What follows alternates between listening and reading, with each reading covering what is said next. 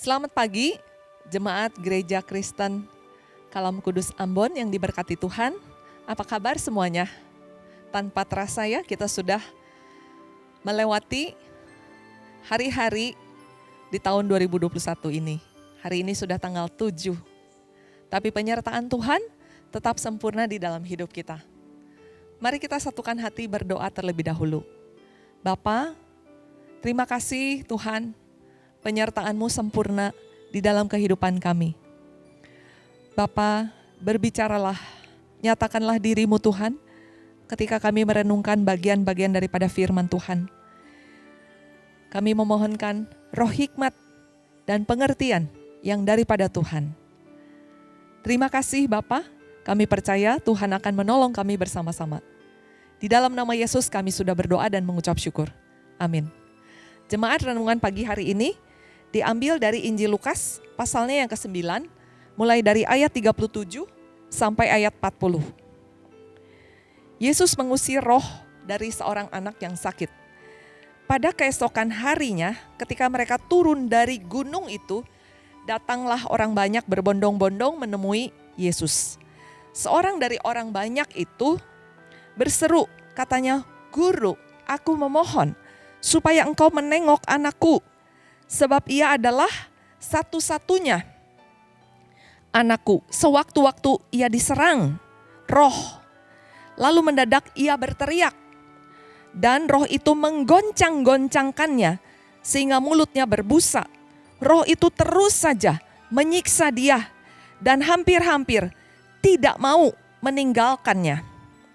Dan aku telah meminta kepada murid-muridmu supaya mereka mengusir roh itu, tetapi mereka tidak dapat." Peristiwa ini terjadi persis setelah Petrus, Yakobus, Yohanes baru saja turun gunung bersama dengan Tuhan. Ya, di ayat-ayat sebelumnya jemaat bisa lihat bahwa bagaimana ketiga murid ini menyaksikan Tuhan Yesus dimuliakan di atas gunung. Mereka mengalami satu pengalaman supranatural bersama dengan Tuhan. Tuhan menyatakan kealahannya. Dan bersamaan dengan itu ada Musa, ada Elia, dan ketiga murid ini juga menyaksikan dan mendengar langsung suara Allah Bapa dari langit. Ya, begitu luar biasa pengalaman ini sehingga membuat mereka penuh dengan semangat, berkobar-kobar di dalam iman. Bahkan di ayat 33, Rasul Petrus itu mengatakan dia sangat bahagia.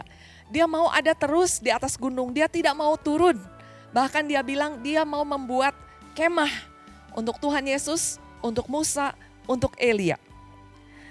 Tetapi apa yang terjadi, jemaat sekalian? Keesokan harinya, waktu mereka turun dari gunung itu, yang mereka jumpai justru keadaan yang sangat kontras berbeda dengan pengalaman mereka di atas gunung. Yang mereka jumpai adalah mereka dikelilingi oleh orang banyak, lalu kemudian di tengah orang banyak ini ada seseorang yang anaknya dirasuk oleh roh jahat. Ya. Begitu tersiksanya anak tunggal ini. Jemaat sekalian, kondisi ini mirip seperti yang terjadi pada saat Musa 40 hari dia ada di atas gunung, muka bertemu muka dengan Allah. Tapi kemudian pada saat dia turun gunung, dia menghadapi bangsa Israel yang sedang menyembah anak lembu emas. Kondisi yang bertolak belakang. Ya. Inilah realita kehidupan iman kekristenan. Ada saat-saat indah yang luar biasa ketika kita ikut di dalam retreat, kita ikut di dalam KKR, kemudian mengikuti PA, iman kita berkobar-kobar, semangat cinta Tuhan yang luar biasa. Tapi pada saat kita melangkah keluar, kita selesai dengan pengalaman-pengalaman rohani tersebut. Yang ada yang kita jumpai adalah situasi yang kacau balau. Kita kembali lagi kepada dunia dengan semua problemnya. Kita kembali menjumpai ada orang-orang yang menjengkelkan, bahkan ada orang-orang yang brengsek. Kita menjumpai berbagai macam perbuatan-perbuatan setan dan berbagai macam bentuk dosa. Apa artinya buat kita?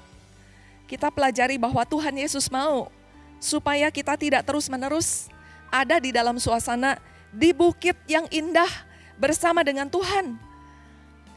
Tuhan mau kita tidak terus-menerus ada di bukit, tapi Tuhan mau kita turun gunung dan mempraktekkan iman kekristenan kita. Menolong orang-orang yang susah, menolong orang-orang yang menderita, yang dirundung malang. Karena Tuhan tidak memanggil kita untuk menjadi seorang petapa Kristen yang eksklusif, yang hanya nyaman dengan diri kita sendiri, yang hanya sibuk dengan Alkitab, ya. Sekalipun itu tidak salah.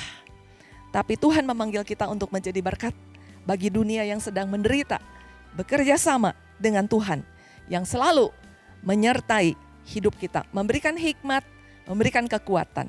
Jadilah berkat dimanapun juga kita berada. Mari kita berdoa. Bapa di dalam surga, kami bersyukur kepadamu ya Tuhan. Ada pengalaman indah yang terukir di hati kami. Tapi juga ada pengalaman-pengalaman yang realita kehidupan yang membuat kami menangis, yang membuat kami mau tidak mau mempraktekkan apa yang kami sudah pelajari di dalam firman Tuhan. Jadikan kami orang-orang yang taat, jadikan kami pemenang-pemenang. Sehingga kami terus boleh bekerja sama dengan Tuhan, memuliakan nama Tuhan, memenangkan jiwa-jiwa. Terpujilah nama Tuhan, di dalam nama Yesus kami sudah berdoa dan mengucap syukur. Haleluya, amin. Sampai jumpa, Tuhan berkati.